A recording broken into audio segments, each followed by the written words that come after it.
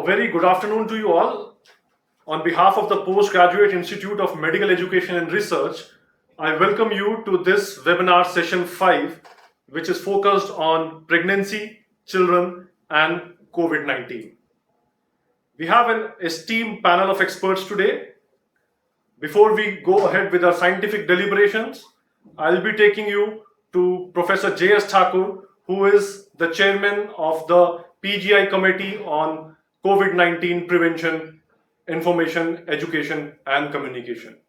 So we'll take you to Professor Thakur for a short message. So thank you very much, Arpit, and welcome to the fifth webinar, which is on a very important topic, that is pregnancy, children, and COVID-19.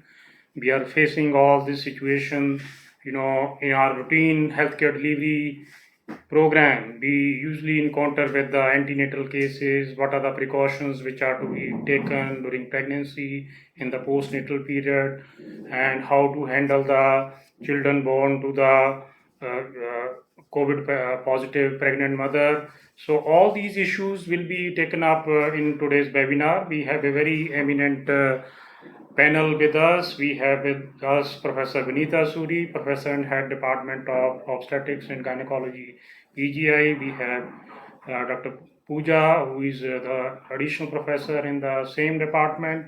We will be having Professor Saurabh Datta, who is the professor of neonatology in the Department of Pediatrics, and then we have Dr. Karthi, who is Associate Professor of Pediatrics. So I'll not take much time. I'm sure that you will enjoy this webinar. Thank you very much to be with us, and all the best to the speakers.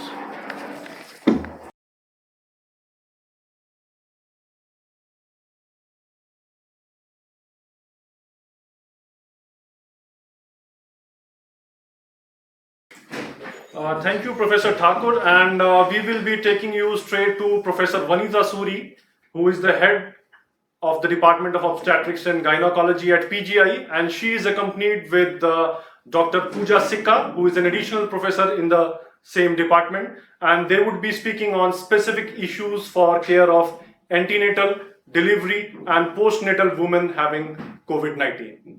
So, straight away to Professor Suri. Thank you. Good afternoon, dear friends. I hope you are keeping safe while performing your duties in your respective areas. We shall be presenting today COVID-19 and pregnancy.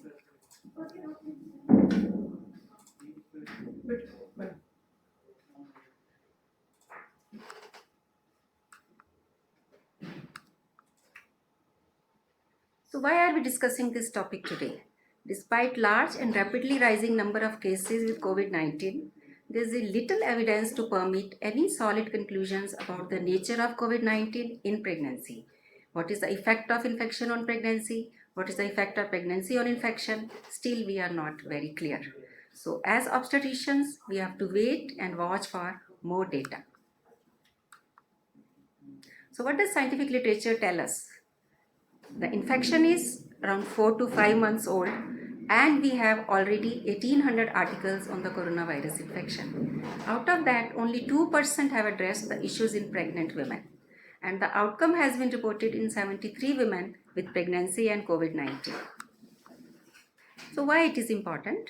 Because pregnant women at all gestational ages with COVID-19 will increase, because the infection is going to spread more as it already come to the community level. So we are going to get women from the first month of pregnancy till the 9th month which will be exposed.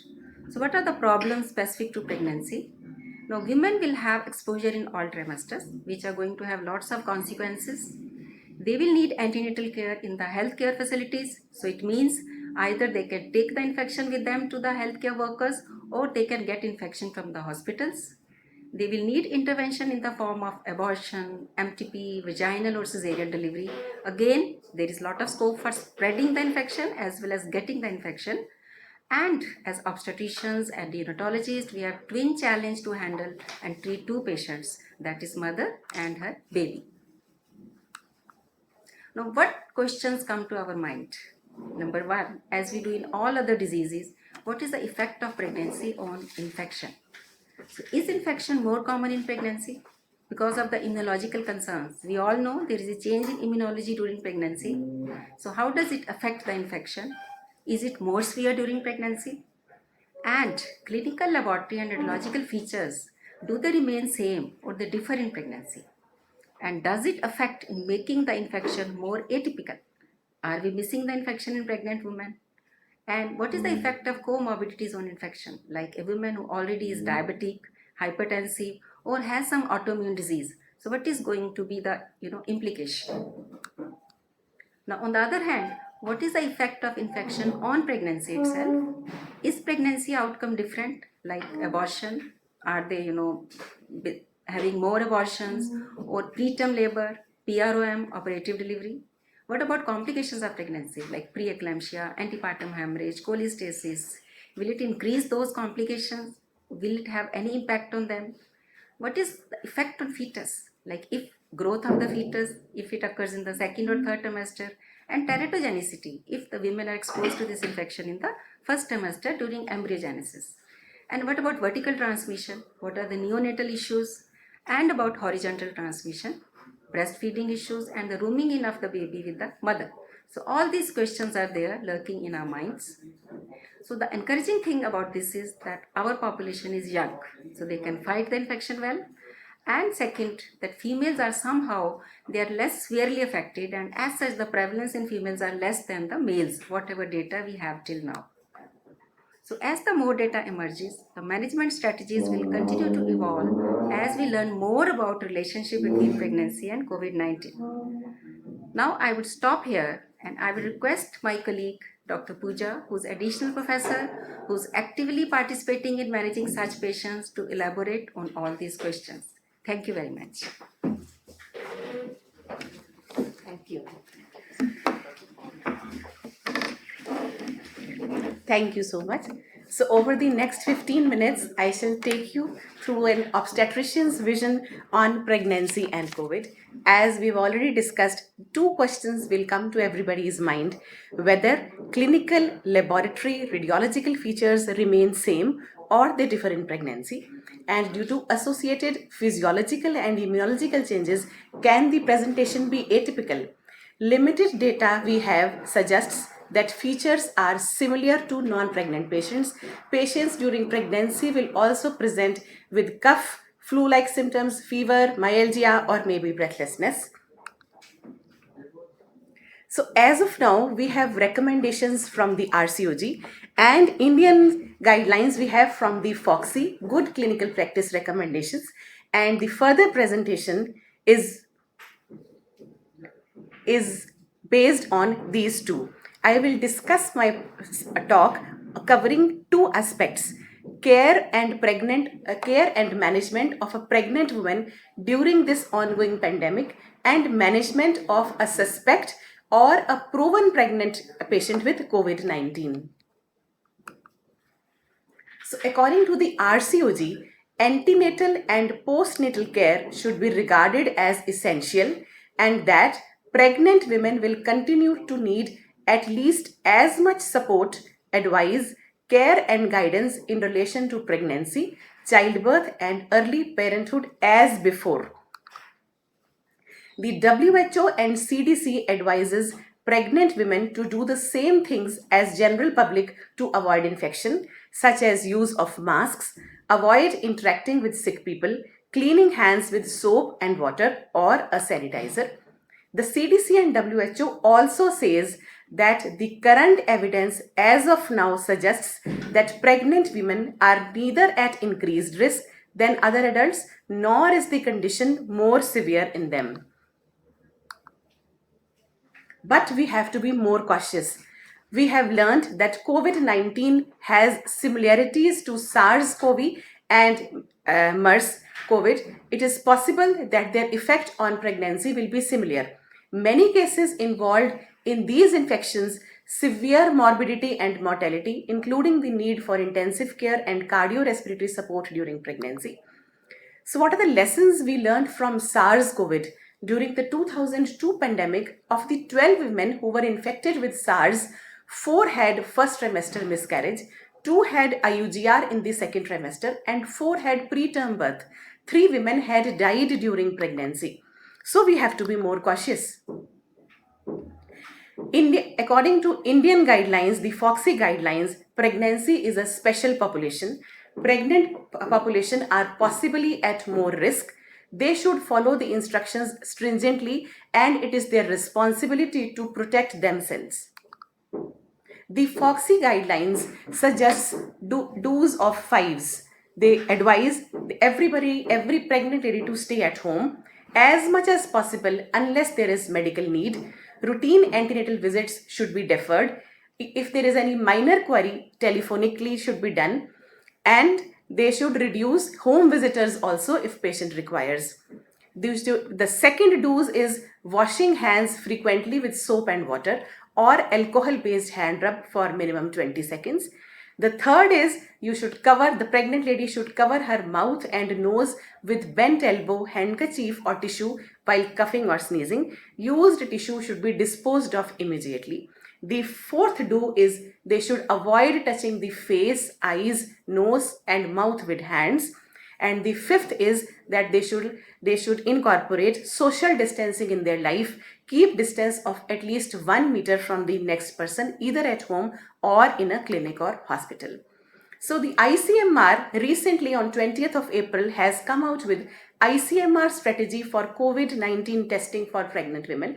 This is very important. It says or it guides that pregnant women residing in clusters, containment area or in large migration gatherings, evacuees center from hotspot districts, presenting in labor or likely to deliver in next 5 days should be tested even if asymptomatic. Women must be tested in facilities where they are expected to deliver, and all arrangements should be made to collect and transfer these samples to the laboratory. Women should not be referred for lack of testing facility. This has come up after a very good correspondence from NEJM, which shows that in a hospital in New York, they screened 219 pregnant women who were about to deliver. Of these 219 pregnant women, 4 had symptoms, 1% had symptoms, and the 4 of them came out to be positive. But out of these 219 pregnant women, 29, that is 13.7, were asymptomatic and they came out to be positive.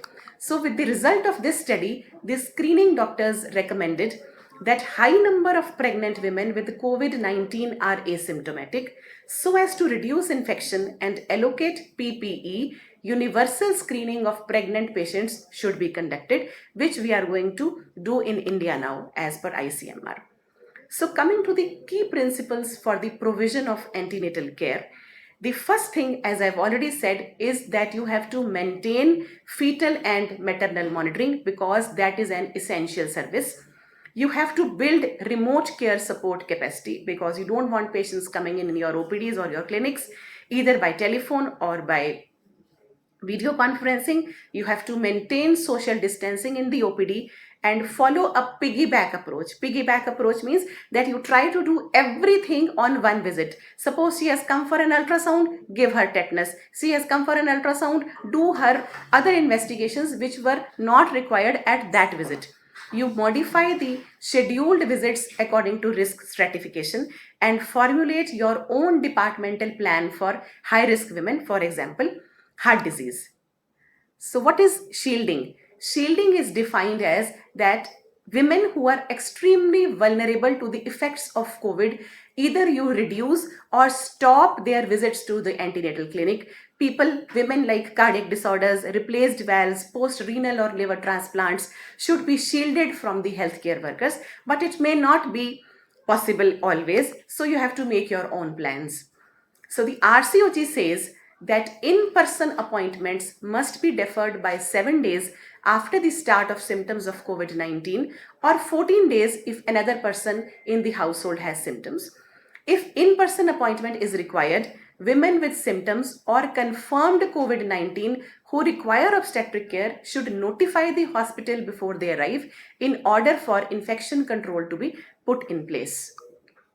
Educate your women on self-monitoring of blood glucose and explain the warning signs during pregnancy. Explain about fetal movements and what are the warning signs when they should approach you either personally or telephonically.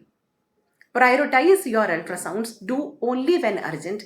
According to RCOG, the 9 to 11 weeks scan, the 20 weeks anomaly scan has to be done, but you should avoid growth scans unless urgent. Coming to antenatal steroids recommendation, which is a very commonly administered drug during pregnancy, the RCOG says that in circumstances where steroids would normally be given, do not withhold them in a woman with COVID-19. There is no evidence that a course of steroids for fetal lung maturation causes clinically significant adverse effect on the woman's illness. But the FOXY says that glucocorticoids had been associated with an increased risk of mortality in women with influenza. So you should individualize your giving glucocorticoids to the patient based on woman's condition, and it should be discussed with her and her family. Coming to anticoagulation, RCOG has said that pregnancy with COVID-19 could increase the risk of venous thromboembolism. Either you self-isolate or you are admitted, thereby reducing mobility. So it advises that at least 10 days prophylactic LMWH after being discharged from the hospital should be given. However, there are no Indian guidelines on anticoagulation during pregnancy during this pandemic. There are currently no data to suggest increased risk of miscarriage or early pregnancy loss in relation to COVID-19. There is no data on risk of congenital malformations. Preterm labor has been reported, but that also because of the maternal disease, maternal sickness, that patient goes into preterm labor. So how do you assess a pregnant woman who is not in labor with COVID-19?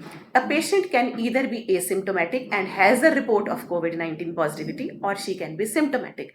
If she is asymptomatic, you have to quarantine or isolate her in hospital as per current practice. However, if the numbers increase, government guidelines on hospital admission for quarantine may change. You have to advise your patients how to self-monitor and when to report what symptoms arise when they have to come. Symptomatic pregnant woman has to be hospitalized either in the ward or further intensive care according to her symptoms. There are no data yet concerning the implications of COVID-19 for labor. There is no evidence regarding vaginal shedding of virus, so mode of delivery is as per obstetric indication as of now. The patient when comes into labor should be triaged at entry into 3 zones. Either she is symptomatic, infected, she carries a report, she is positive, or she is potentially infected according to her history, or she is still not having her testing done, or she is clean.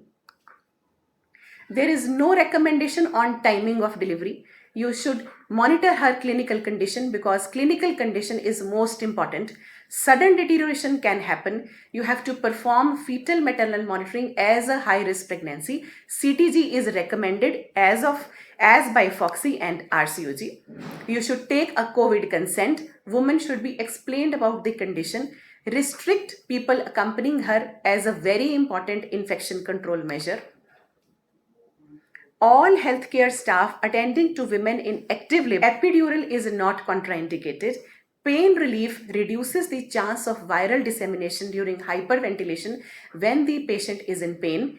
Inhaled nitrous oxide is not recommended as it could increase the risk of viral dissemination through aerosols. There should be a separate delivery room and operation theatre for suspected or confirmed COVID-19 mothers. Neonatal resuscitation corners should be located at least 2 meters away from the delivery table where the mother is. If a woman is COVID-19 positive, threshold for cesarean section should be lower than usual so that infection control procedures can be done or can be readily adhered to and disease transmission minimized. When the mother is acutely ill, it may be challenging to differentiate etiologies based on the presence of tachypnea and tachycardia. Rule out all differentials like underlying mitral stenosis, severe preeclampsia and failure, peripartum cardiomyopathy, pneumonia, and manage the patient as you monitor her or manage her in ARDS or MODS. A CT scan or X-ray chest is not contraindicated during pregnancy. However, abdominal shielding should be given to reassure patients of minute risks of scatter radiation to the fetus. In condition of maternal collapse, which can happen if a patient has severe disease, there is panic, anxiety, confusion, anger, sadness, hopelessness. So many personnel would be simultaneously attempting to resuscitate the mother or even perform a perimortem cesarean and resuscitate the newborn. At this situation, infection prevention is very challenging. Resuscitation team should don full PPE. Highest risk of cross infection to healthcare workers is in crisis situation when the first responders are not wearing recommended PPE. The current evidence shows that as of now, there is no vertical transmission during pregnancy, yet the babies can acquire infection post-delivery. Practices such as delayed cord clamping and skin-to-skin bonding between mothers and newborns is not safe. Recently, there has been an article published in JAMA which showed that there could be a chances of vertical transmission of a baby from her mother.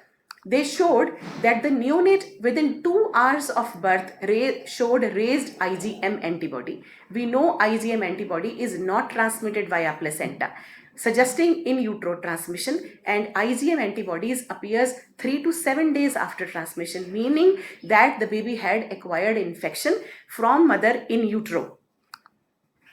Precautionary separation of a mother and a healthy baby should not be undertaken lightly. However, everything regarding lactation and precautionary separation will be discussed by the neonatologist separately. Monitor the patient in postpartum period. Discharge her early if she is asymptomatic. Discourage visitors. Discuss contraception. However, you can delay her visits to contraception clinic. Advise telephonic follow-ups in the postpartum period. Regarding treatment, for everybody, the treatment is still evolving. Data on the use of antiviral therapy for COVID-19 in pregnancy is limited. HCQ, azithromycin are not contraindicated. As of now, 6 maternal deaths have been reported worldwide. Of them, 50%, 3 have been from India, 2 from Maharashtra, and 1 from Jammu and Kashmir. So to summarize, we have to be vigilant.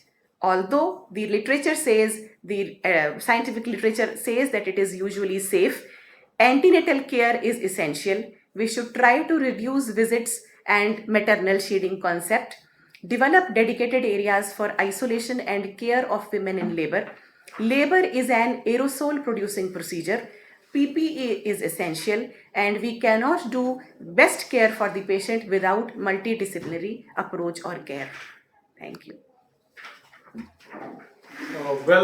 Thank you so much, Professor Suri and Dr. Sikka, for such a deep insight into pregnancy and COVID-19.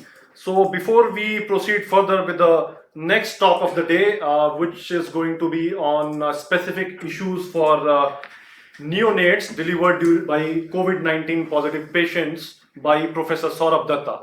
So before we proceed to the next talk, I would just request you to post us your questions through the live chat, and we will shortly connect to you with Professor Saurabh Datta in less than a minute.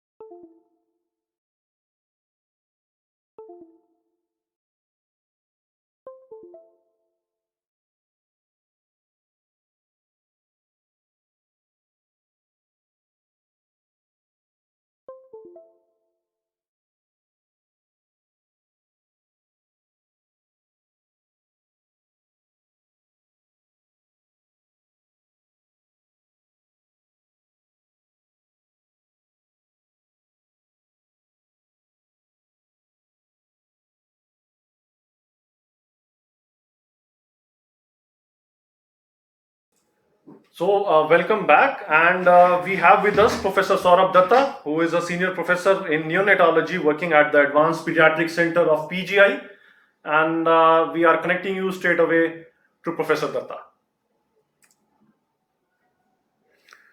Good afternoon, everybody, and welcome to this session on specific aspects or issues for the care of neonates delivered by COVID-19 positive mothers. Now, in previous webinars of PGI, a lot of the general aspects of COVID-19 and ways to prevent it and so on have already been covered. So I'm going to focus only on issues which are specific to newborn infants. So what is the magnitude of the problem amongst neonates? It is definitely less than what it is amongst adult patients. So I'm going to present some data from a systematic scoping review of COVID-19 during pregnancy and childbirth. It was published just a few days ago on the 24th of April. So they looked at 33 studies that had dealt with pregnancies and neonates. So there were a total of 385 pregnancies from which data is available, of which only 252 had delivered until the time of the publication. About 69% were by cesarean section and 30% were vaginal deliveries, 15% were preterm, 8% were low birth weight infants, and 8% had fetal distress. Now this is the important part. Only 4 neonates, that is 1.6%, had a positive reverse transcriptase PCR for COVID-19. All were mild and recovered. These 4 neonates, all the cord blood, placenta, and amniotic fluid were negative for PCR. Having said that, there was one neonate who was positive within 36 hours of birth. So it's not very clear whether that was a vertically transmitted infection or horizontally transmitted from the mother or other contacts after delivery. Apart from these 4, there are 3 neonates that have been published so far in literature who had a positive IgM for coronavirus, and 6 neonates who had a positive IgG, and it's not clear as to what is the relevance of this IgG, whether it is simply passively transmitted or it really designates an infection. So we do know that the most reliable method is PCR, and serology is less reliable in the diagnosis of coronavirus. Now, apart from these, total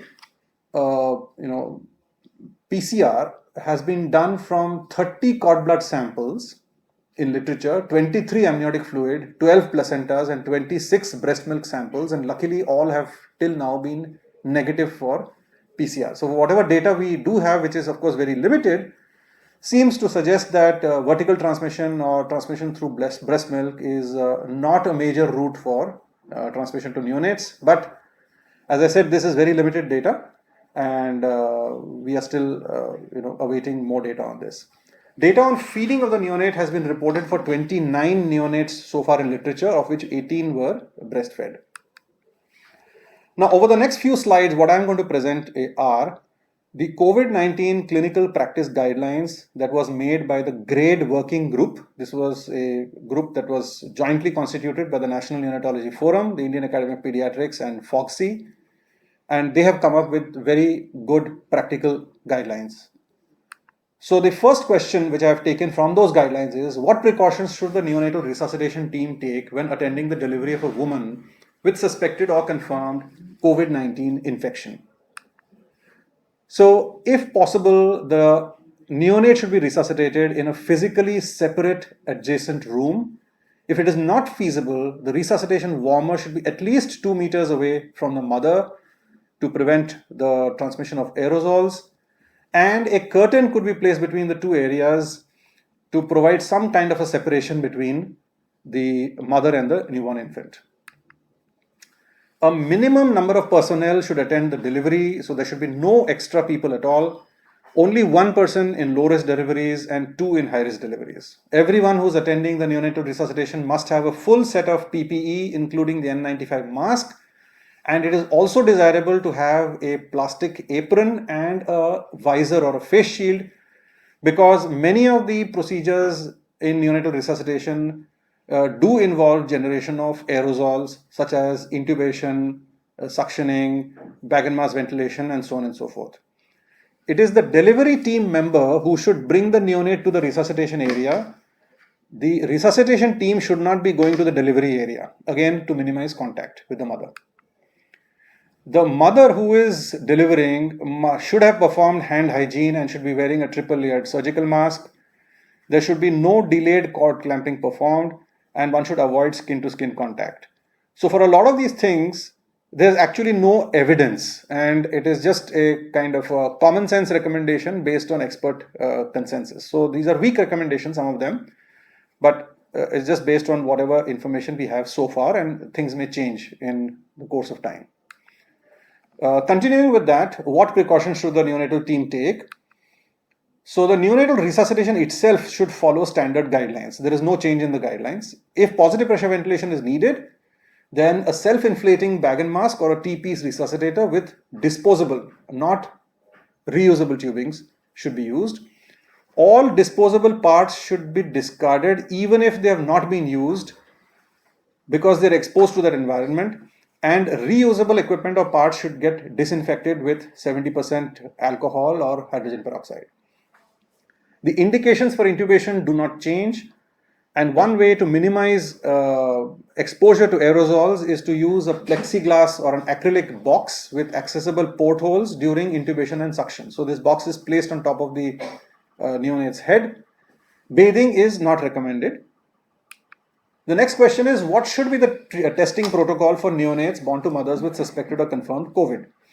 So there are two main headings. One is if there has been a history of exposure to a COVID-19 positive adult, irrespective of symptoms in the neonate.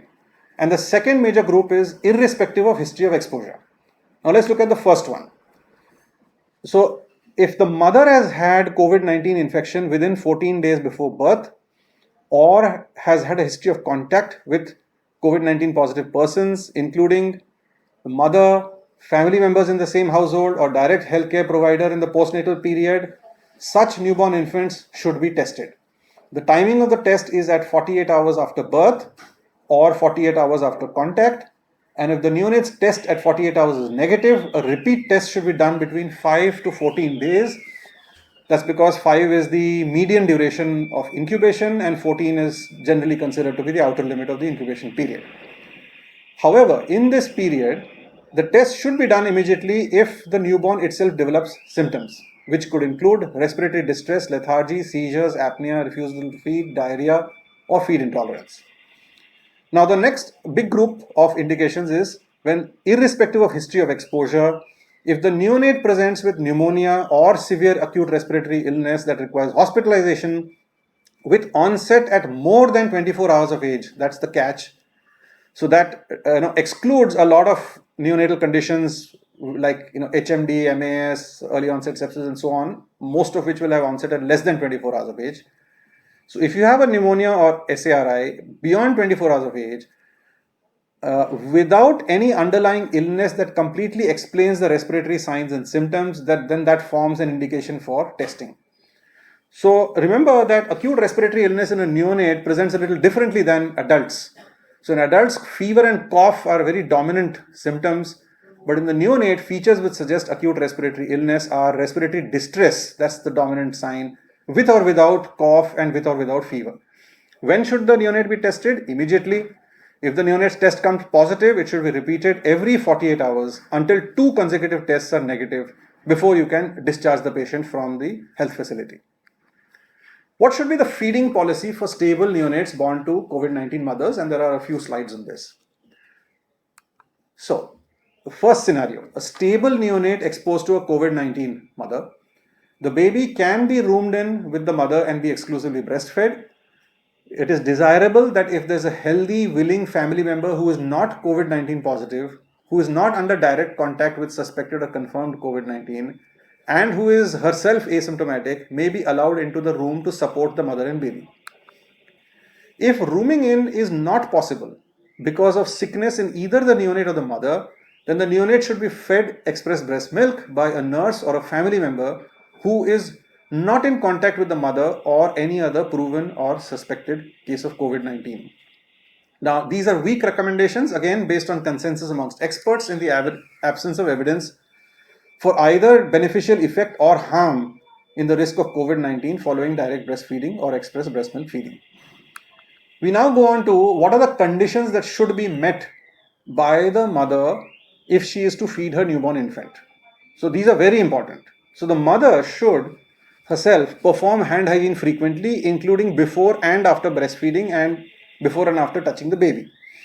She should practice respiratory hygiene, that means cough etiquette and so on, and wear a mask while breastfeeding and providing care to the baby. And the mother should routinely clean and disinfect all surfaces around her. The mother can express milk after washing hands and breasts and while wearing a mask. If possible, a dedicated breast pump, that means something that is not being used by other patients, should be provided. If it is not possible to have a dedicated breast pump, then it should be decontaminated as per protocol. Express breast milk can be fed to the baby without pasteurization. That's because the risk through breast milk transmission appears to be very low, but the collection and transport of EBM to the baby should be done very carefully to avoid contamination en route. What is the policy regarding donor human milk? Now, mothers are not eligible to donate milk in any of the following COVID-19 related situations. So, what are these situations? One is if she is a COVID-19 positive donor until she is declared free of infection. That means 2 negative tests. Secondly, history of having stayed or transited in a high containment zone during the previous 14 days. She cannot donate. A history of a close contact with a confirmed or probable case of COVID-19 in the previous 14 days. If she is suffering from symptoms like cough, fever, sore throat, running nose, until she is found to be herself COVID negative, and a person who has worked in or attended a healthcare facility in which a case of COVID-19 has been confirmed. So these are the kind of mothers who cannot donate milk. It doesn't matter that they are themselves not been tested, but they are not acceptable as donors. The next set of questions is it necessary to separate the mother and baby if the mother is suspected or confirmed to be COVID-19 positive? So there are 2 scenarios. The first scenario is where the resources for isolation are not available, or healthcare facilities have got overwhelmed, or there is evidence of community spread. So what do you do in this first situation? One is the healthy neonate may be roomed in with the mother. The mother-baby dyad must be isolated from other suspected and infected cases and healthy uninfected mothers and neonates. Direct breastfeeding can be given, which I had already mentioned in the previous 2 slides, with all the caveats, the precautions that the mother is supposed to follow during direct breastfeeding. And if needed, due to the neonatal condition, express breast milk may be fed. If it is safe, early discharge to home must be done, followed by telephonic follow-up or home visits by a designated nurse. Scenario 2 is the more ideal scenario if resources for isolation are available and there is no evidence of community spread. So what do you do? After immediate cord clamping, the neonate should be isolated from the mother to prevent horizontal transmission. During isolation, the healthy neonate should be cared for by family members not in contact with the mother or other suspected or proven cases of COVID. Care should be provided in the usual postnatal wards, taking care that persons with suspect or proven infection are not in that area. If it is safe, while the mother is still in isolation in hospital, early discharge to home with a healthy family member can be considered, with telephonic follow-up or home visits by a designated healthcare worker. The mother can express milk after washing hands and breasts and while wearing a mask, and this can be fed to her own baby without pasteurization. The mother and baby can be roomed in once the mother has also been tested and declared negative. So to minimize the duration for which the baby and mother are separated, testing in mothers with suspected infection in a hospital should always be reported on in priority. So should symptomatic neonates needing intensive or special care be nursed in a common room NICU or special care newborn unit or in an isolation facility? So who should be isolated? So neonates who are symptomatic or sick and born to mother with suspected or proven COVID-19. So they all need to be isolated. So first scenario, if isolation facility is available, then obviously the neonate needs to be in that isolation facility. Now, what is an isolation facility? It should be separate from the NICU or special care unit with a transitional area in between. That means they should not be contiguous, and ideally they should be single rooms, which could be single closed rooms. A suspected COVID-19 or confirmed COVID-19 cases should ideally be managed in separate isolations. That means the suspected and the confirmed should not be all put together in one room. If it is not feasible to have separate facilities, then they should at least be segregated by leaving enough space between these two cohorts.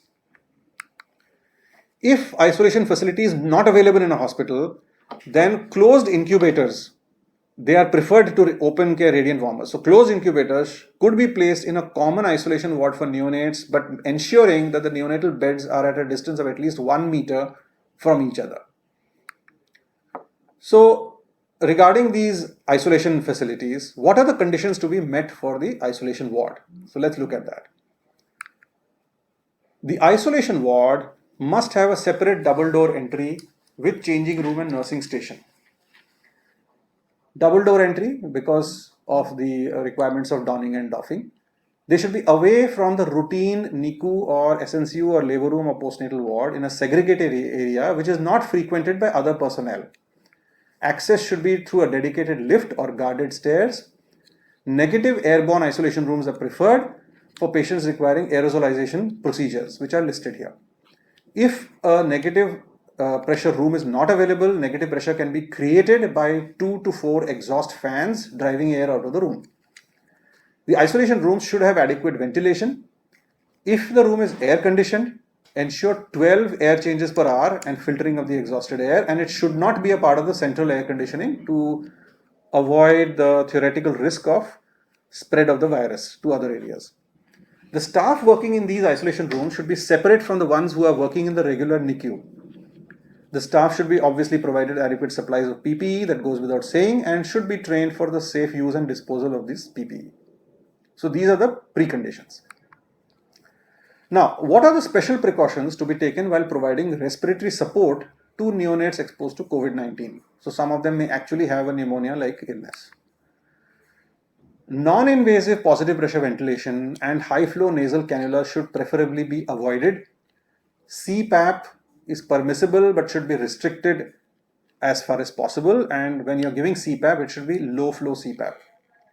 Healthcare providers should practice contact and droplet isolation and should be wearing an N95 mask wherever neonates are being provided respiratory support. And if they are performing an aerosol generating procedure or a procedure where there could be a splash of some body fluids, then in addition, they should be wearing a visor and or a plastic apron. Now, if intubation is needed in such neonates, consider the use of pre-medication for non-emergent intubation so that the intubation can be done smoothly. The intubation should be performed by the healthcare worker who is most experienced at airway management. Have the least number of people at the time when the intubation is being done near the baby. Consider the use of an aerosol box during intubation and suction, the plexiglass box that I had talked about earlier. Consider using inline suction devices rather than having to disconnect the tubings for the purpose of suction. And if available, attach a HEPA filter in the path of the exhaled gas when using a mechanical ventilator or any kind of positive pressure ventilation device. Now, in symptomatic neonates, is there a role of specific treatment, that means drug therapy, in the case of perinatal exposure and confirmed infection with COVID-19? Well, in a nutshell, the answer is no. So specific anti-COVID-19 treatment, antivirals or chloroquine or hydroxychloroquine is not recommended.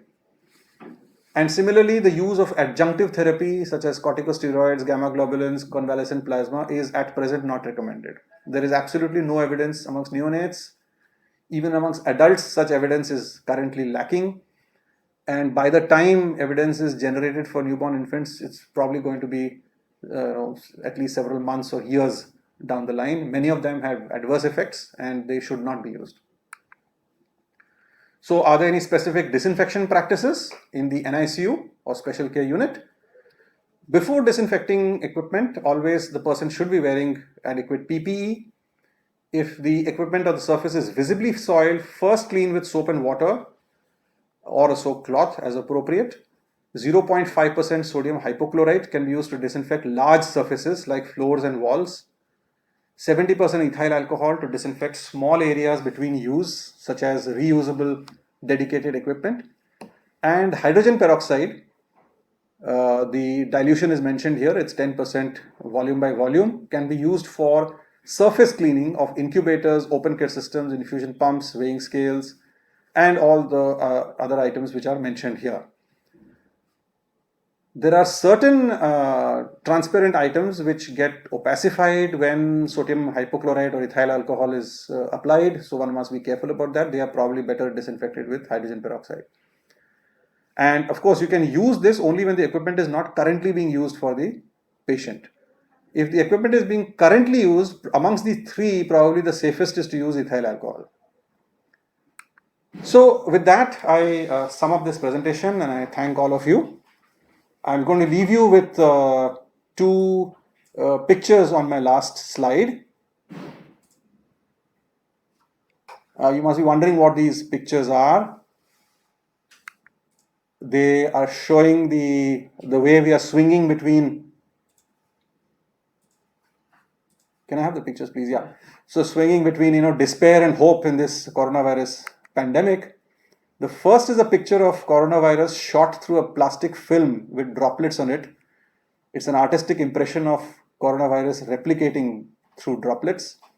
The second is a picture of a lamp shot through a newspaper full of news about coronavirus, which is an artistic impression of light at the end of the tunnel, both shot by a 16-year-old photographer. Thank you very much.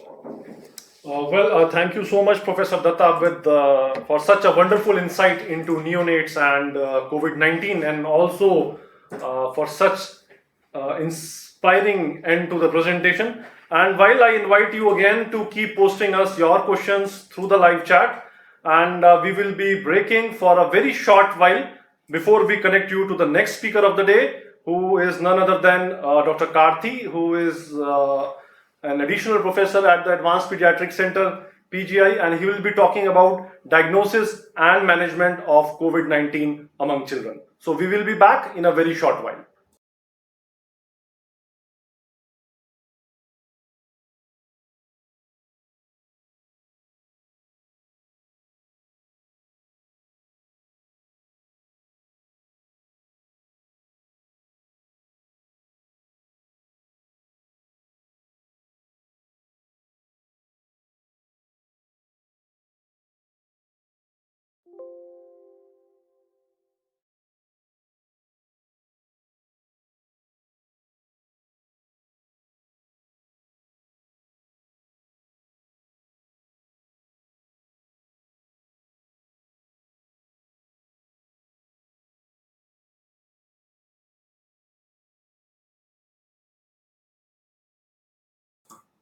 So we are back with Dr. Karthi N, and he is going to talk about diagnosis and management of COVID-19 among children. All the way to Dr. Karthi. Good afternoon, everyone. So I'm going to talk about post-neonatal children with COVID-19 infections. We all understand that we don't have much experience or literature in children, particularly as compared to adults, regarding COVID-19 infection, particularly from India. So what I'm going to talk about in the next few slides would be an overview about epidemiology, and then how we function in our department, our unit, the structure and function of COVID management, and clinical features as reported from around the world, and structured management plan which might change with future evidences, and briefly about severe infections and ventilation strategies, and the current stand on repurposed therapies which are being tried and tested in these children. So let's start with epidemiology. We know that the age distribution of cases are difficult to identify globally. Every day we are getting update of world over the COVID-19 positive patients, but different age group distribution is not clearly available. But I am going to quote on two pediatric studies, fairly large studies so far, which has been published, which gives some insight about pediatric patients.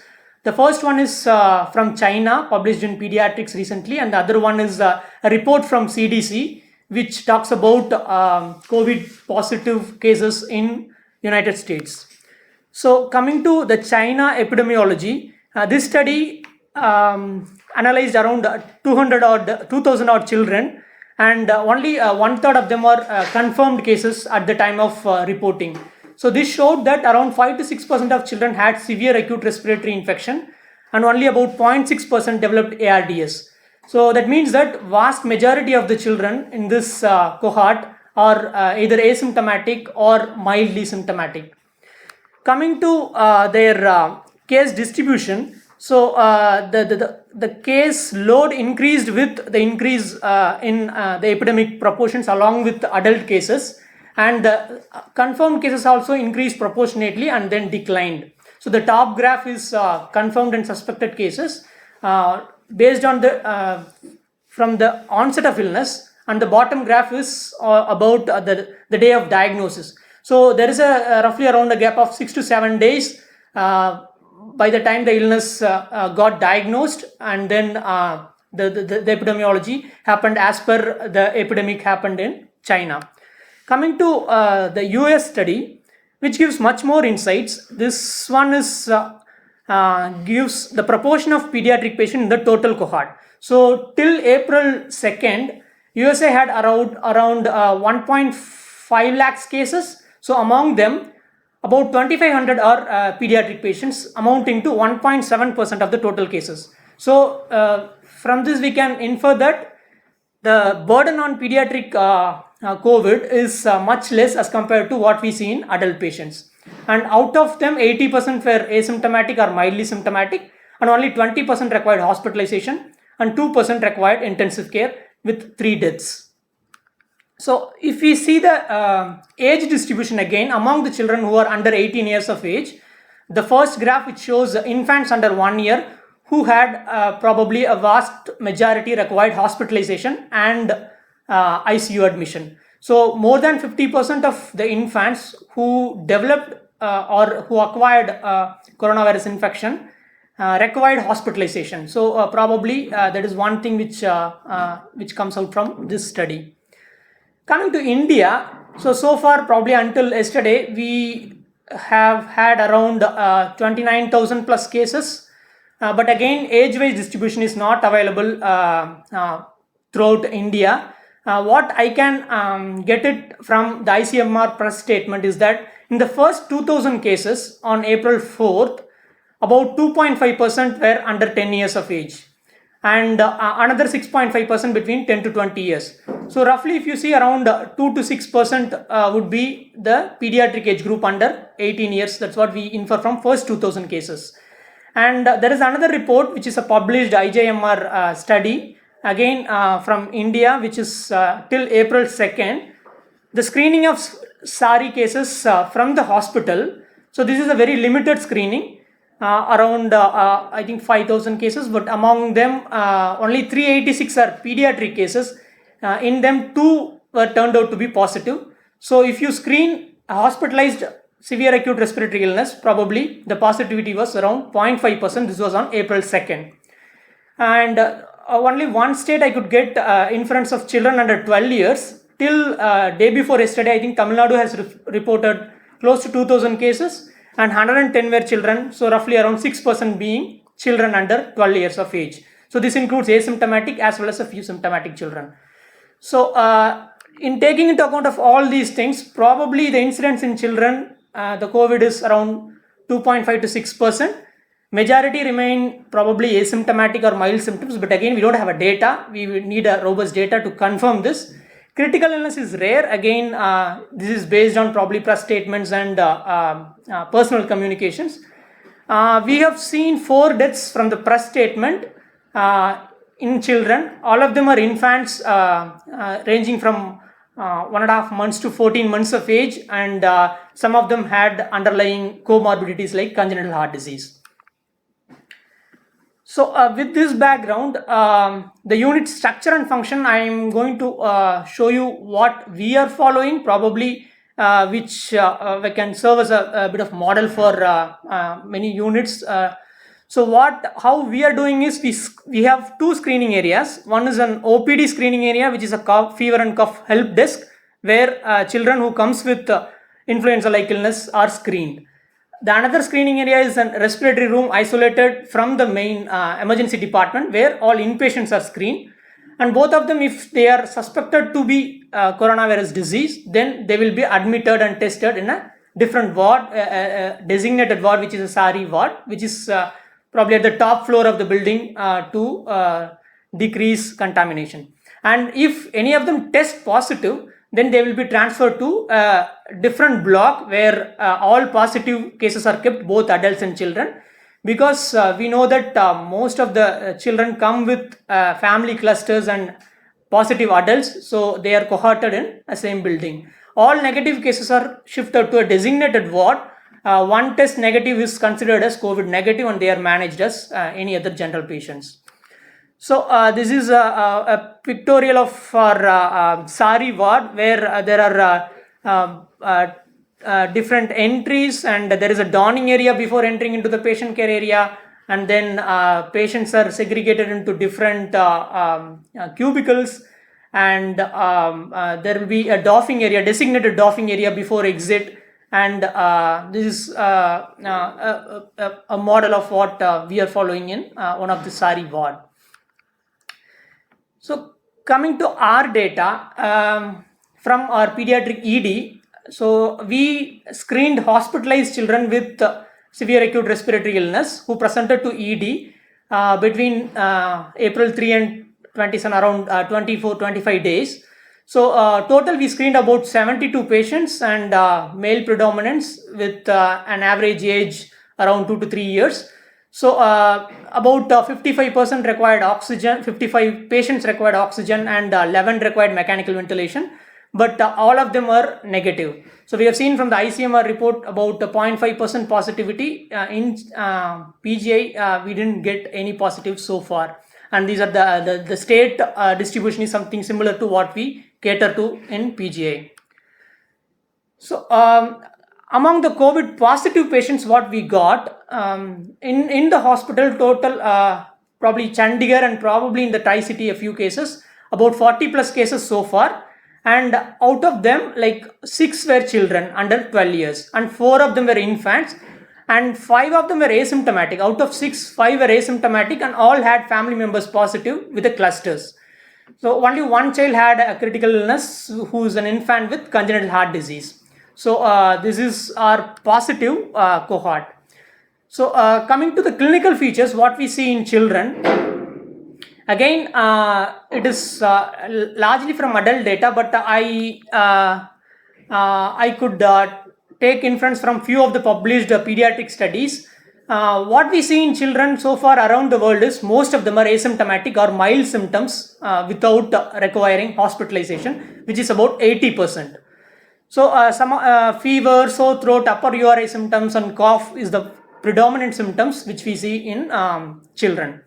And some of them will have gastrointestinal manifestations like vomiting and diarrhea. About 15 to 30% may have these symptoms, and a very few will progress to moderate symptoms, which include fast breathing and pneumonia kind of picture, and some of them may require oxygen. So this moderate disease would be around 20% who may require hospitalization, and some of them in them are hypoxemic and require oxygen. And those who require ICU admission is around 2% with respiratory failure progressing into ARDS and multiple other organ dysfunction failures. So what protects children? So the question is why children are asymptomatic or less severe infections, also less chance of acquiring an infection. If you see the proportion of children, which is around 2 to 5% world over as compared to adults. So what is being proposed and being explored is, we all know that the portal of entry of coronavirus into the human cell is ACE, angiotensin converting enzyme receptors, and the relative absence of ACE2 expression is one of the reasons which has been postulated. Apart from that, the immunity difference, age-specific immune differences which we see in children is again quoted, like adults who had COVID disease has experienced lymphopenia up to the tune of 80%, whereas in children it is only up to 3 to 5%. So that is again probably one of the protecting effect of a better immune system. And melatonin concentration, probably higher melatonin concentration in children serving as an antioxidant against coronavirus infection is also postulated. These are some of the possible explanations, but we need more studies to prove or identify a specific reason for children being less commonly infected. Coming to the clinical features in those who are infected but become symptomatic, as we already seen, this study suggests that fever and cough and shortness of breath is the most common form of presentation. So respiratory symptoms are the most common form of presentation, but you can see up to 10 to 15% of gastrointestinal symptoms as well. Coming to risk factors for severe illness, among these, who went on to develop a severe illness or requiring oxygen supplementation or mechanical ventilation, if we see infants under 1 year of age are at higher risk, and comorbidities which have been shown to be to increase risk are congenital heart disease, chronic lung diseases, including probably severe uncontrolled asthma, and malnutrition and renal diseases and other chronic diseases. So manifestations of severe illness, if they develop, most often it is a hypoxemic respiratory failure. Some of them progress to ARDS, and all other organ dysfunction which we commonly see in septic patients are seen in children with COVID. So if you see the timeline in adults, what is reported being, if the onset of illness with fever is on day 1, by day 4 they may show signs of laboratory signs like lymphopenia and hyperferritinemia, which may suggest progression into severe disease. And by day 7 to day 10 they manifest with other features of systemic inflammation, and by day 10 to day 12 ARDS and ICU admission, and the course will be another 7 to 14 days for recovery or worsening. So this is the timeline which has been reported in adults, but we need to see in children with more cases. And one of this alert has been made from UK. Possibly some of you might have seen in the past 24 to 48 hours, children are presenting with inflammatory syndrome with particularly cardiac inflammation, features of cardiac failure, and some rash and toxic shock syndrome like manifestations. These are seen in both COVID positive as well as COVID negative children, but epidemiologically it is not yet linked to COVID, but we may yet to find out whether this is a part of manifestations of coronavirus. So coming to a management plan, I would be categorizing patients into 4, which we follow in our hospital as well, for ease of identifying the severity, monitoring, and planning investigations and treatment. So this is just a guide which can be followed, but this will be updated with emerging more evidence. So category A would be older children more than 1 year age and stable, who doesn't require oxygen, asymptomatic. So we don't need to do any investigations, and probably yesterday's Ministry of Health recommendations, if we see, home isolation is being considered or probably will be done in asymptomatic patients, both adults and children. At this point, we are admitting and only clinical monitoring, and we are doing swab at recovery for PCR.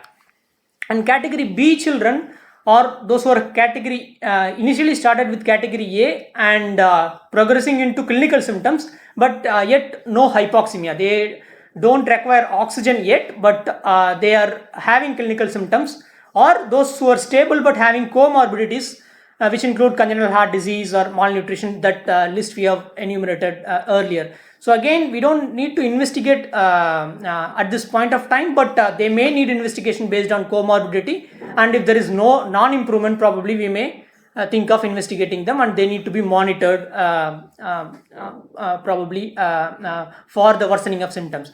If they worsen, they will move on to category C, or those who require oxygen because of severe acute respiratory illness or any of the other signs of respiratory distress, then they would be categorized as category C, and they may require some investigations, particularly X-ray chest, and maybe repeated investigations if they continue to worsen, including ferritin and D-dimer, again shown in adults to predict severe disease or further progressive worsening, which may be done in children as well. And here there are options of like the repurposed therapies like hydroxychloroquine or antiviral. Again, I have to say that there is no significant evidence of any benefit, no clear benefit of these therapies so far, both in adults and children. So these are optional, depends on the unit policy or institute policy to consider it. Coming to category 3, the severe or critical illness who require mechanical ventilation and organ dysfunction, probably it is wise to monitor in them ferritin or cardiac markers, and a bedside echocardiography would help apart from ventilating these patients and organ specific investigations. So here there are further additional options like IL-6 inhibitor like tocilizumab or convalescent plasma. Again, as of now to date we don't have evidence of proven efficacy. So these are options which can be considered based on case-to-case basis and institute policy. Coming to respiratory management, a few word about, so most of them are asymptomatic or mild. Those who require oxygen can be administered oxygen by nasal cannula, and further increasing FiO2 may be done using Venturi mask or a non-rebreathing mask. So coming to additional positive pressure support devices, including high flow nasal cannula or non-invasive ventilation, they are aerosol generating procedure. There is a risk of aerosolization with these type of non-invasive support. So we need to be careful, have to have a PPE or a negative pressure isolation room if available. If adhering to complete personal protection is difficult, then probably one should avoid giving NIV. Coming to intubation, there are several innovations and modalities to prevent or reduce aerosolization, which include pre-oxygenation, use of filters between bag and mask, ultra rapid inductions and cuff tubes. So there are several literature available on these, and use of viral filters between the circuit, in the circuit, and ventilation will be similar to ARDS protocol. Only probably point is that in early phase they may have high compliance lung and intrapulmonary shunt as the reason for hypoxemia. So high PEEP or a very low tidal volume at early phase may not be advised, but other than that the ventilation is similar to ARDS. Management of other organ failures like septic shock and liver dysfunction, cardiac dysfunction will be similar to what we do in any other patients. Finally, a slide about repurposed therapies. So this is the table I could make, which gives the list of therapies which have been tried in adults particularly, and the clinical timings for starting it between day 4 and day 10. But we don't have any clear evidence for benefit of these in children. So at this point, we don't. It has to be used on case-to-case basis and specific institute policy. So in summary, children commonly present as family clusters. So far in India, probably this is the scene. Most of them come with family positive family members being positive. And the incidence is less in children as compared to if you take the overall COVID burden in India, and the severity is less. Young infants with comorbidities are higher risk. Oxygen is often needed in hospitalized children, very small cohort, and mechanical ventilation is very rarely required, and complete PP is advised for aerosol generating procedures. Thank you. Well, thank you, Dr. Karthi, for simplifying this very complex issue of COVID-19 among children. So this is your last chance to post us your questions through the live chat, and we will be back with our panel discussion of the day with all our eminent experts. So we will be back in less than a minute.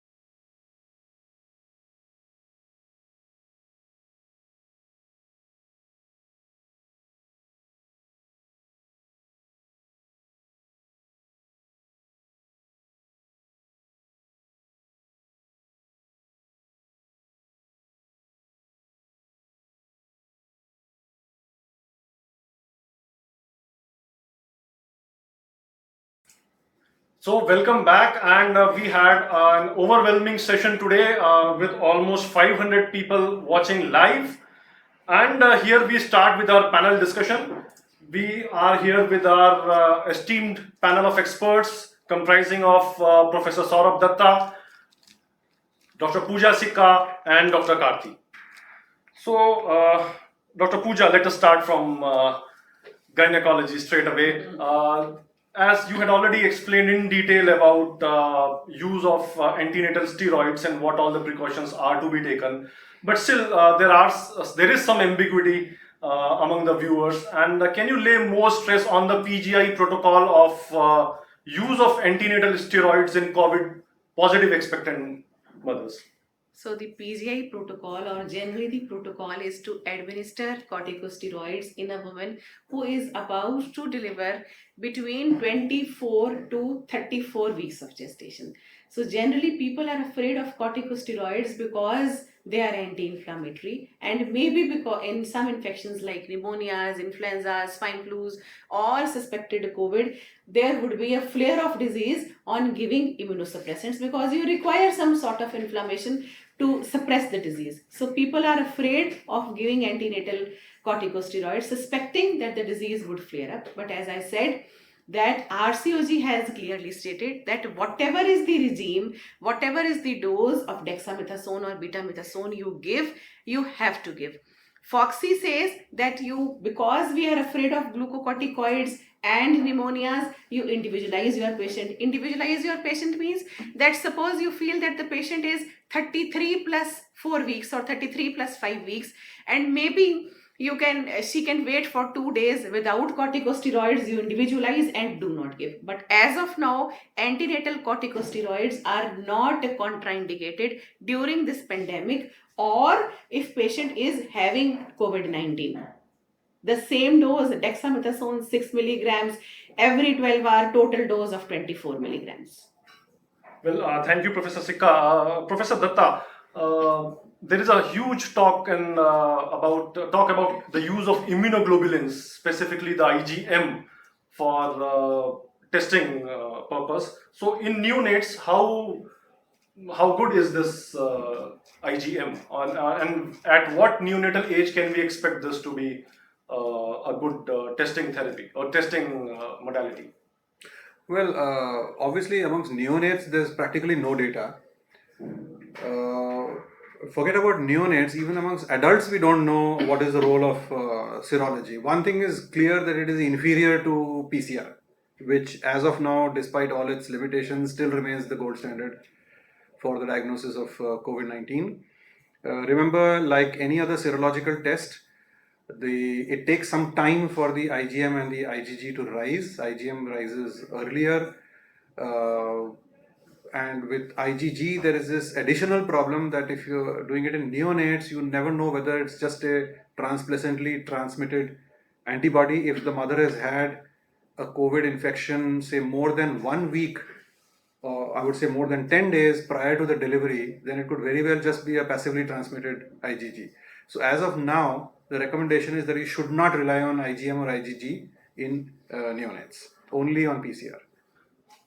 So, as you rightly pointed out, there is a scarcity of specific data on the usefulness of immunoglobulins. Taking the talk ahead about COVID positive neonates, do we have some data on their mortality rate or recovery rate? Do we have some? Well, as I showed in my presentation, the sum total of experience world over, there are very few neonates. All of them have recovered uneventfully so far. There was, I think, amongst them there was one in Italy who actually required some, intervention, respiratory intervention. The rest all had fairly benign clinical courses. So it is really too premature to be talking about a mortality rate amongst newborn infants. So the message is clear that the science is still evolving, and we are learning day by day as more researches and more data is coming in. Dr. Karthi, there is a question about children here. You had mentioned quite specifically the signs and symptoms of COVID positive in children. So how good is this loss of smell or is it like very frequent among children, or is it like not a very specific indicator of being a positive COVID positive? I think anosmia or loss of smell has been reported to be a symptom in adults, but I guess the reports around the world regarding children having this symptom, I haven't come across any, and probably saying that children who are hospitalized are more younger cohort with COVID positive. It is difficult to elicit this history or reliable history of anosmia. Probably we cannot rely upon this. But I'm saying this, as I already mentioned, gastrointestinal symptoms are seen to be probably more frequently seen with children who are presenting to hospital. Okay. Dr. Pooja Sikka, PPE, personal protective equipments, and there is a huge hue and cry among the medical professionals and paramedics about rational use of PPE.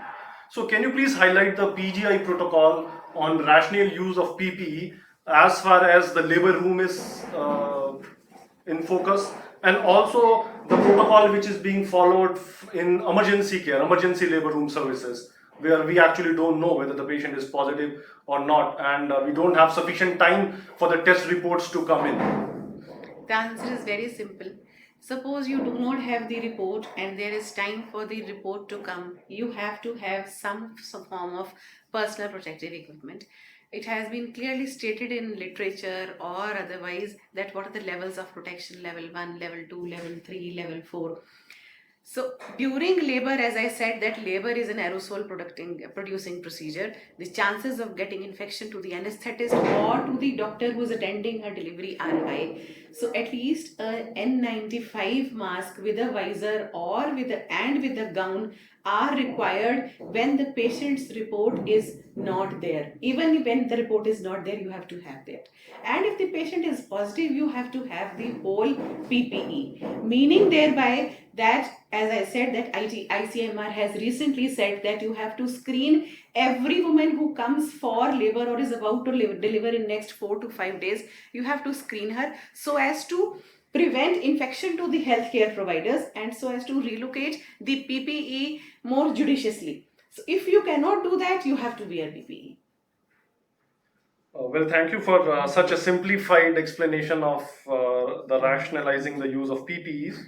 Professor Datta, is there some effect of the nutritional status or the birth weight of the neonate and the susceptibility or the mortality? I mean, I understand there are very few researchers, but Yeah, I mean, as an expert opinion or as an expert or a common sense advice. Yeah, as I said before, I mean, with your denominator being so small, it's very difficult to really come up with percentages and say, or to say that a certain thing is a risk factor.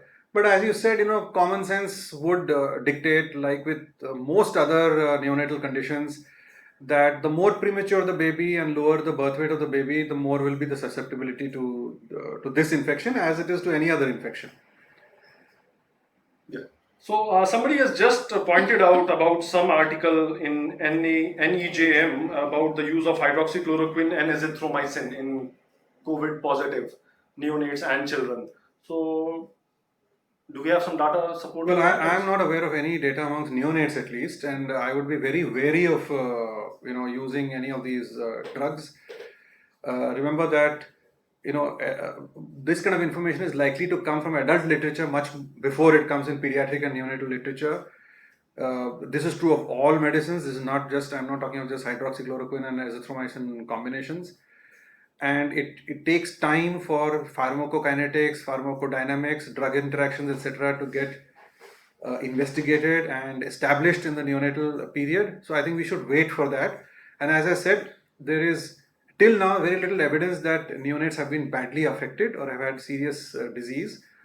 Although there have been children in the post-neonatal young infant age group who have had, there are anecdotal reports of them having serious disease, but at least amongst neonates, doesn't seem to be the case so far. So I would really withhold, giving any of these kind of medications. I mean, if you're really pushed to the corner, definitely you have to take informed consent from the parents, and there should be at least 2 senior physicians involved. in the process. I mean, that's all that I can say as a general sort of a guideline. Well, thank you, Professor Datta. And again, switching back to gynecology and obstetrics, it's about the role of BCG vaccine shots among expectant mothers. Although it's in some European countries, they were never vaccinated with BCG, and now they have started some kind of a universal vaccination of BCG, which we, as an Indian, we are already doing Indians it. are already doing immunized. it. We've received BCG. Yeah. As sir said, we are not very sure of giving HCQ or azithromycin or even antivirals. I do not know, and I would say that I would not advise a BCG vaccination to a mother. Okay, For so Indians, they are already exposed, they are already vaccinated, and maybe we have our innate immunity because of the BCG vaccine. That time will tell. So the take-home message is clear that we as Indians are already, there is a universal vaccination against tuberculosis. BCG is already there in our blood. So just taking ahead to the last question, because we are already overshooting the time. Again, from gynecology and obstetrics, is there some special care to be taken for the cord if the baby is born to a COVID positive mother? For the umbilical cord, Umbilical cord, yes. what I was telling in the presentation only, that generally we advocate delayed cord clamping. So delayed cord clamping and skin to skin contact should not be recommended. That is the only thing. You just take out the baby by cesarean or normal delivery and separate the baby as early as possible. Otherwise, nothing more I know of regarding. So the message is quite clear. We have to separate the baby as early as possible. It's a new topic, it's a new subject. Research is evolving, data is pulling in, peeping in, and hopefully very soon we will come up with more answers and a better explanation to all your queries. So with this, we have come to an end of today's webinar, which is the webinar 5th on children, pregnancy and COVID-19. And before I proceed further, I would like to display the PGI helpline number on your TV screens, which is 0172275544. This is the PGI coronavirus helpline number, and you can post in your questions at this helpline, and our helpline experts will also help you connecting to the relevant experts in PGI. And I would also like to welcome you for the next webinar, which is the webinar session 6 on coming Friday at 12 noon, and we would be talking about mental health issues during COVID-19. Until then, keep writing us, keep calling us, and I'm signing out. Goodbye.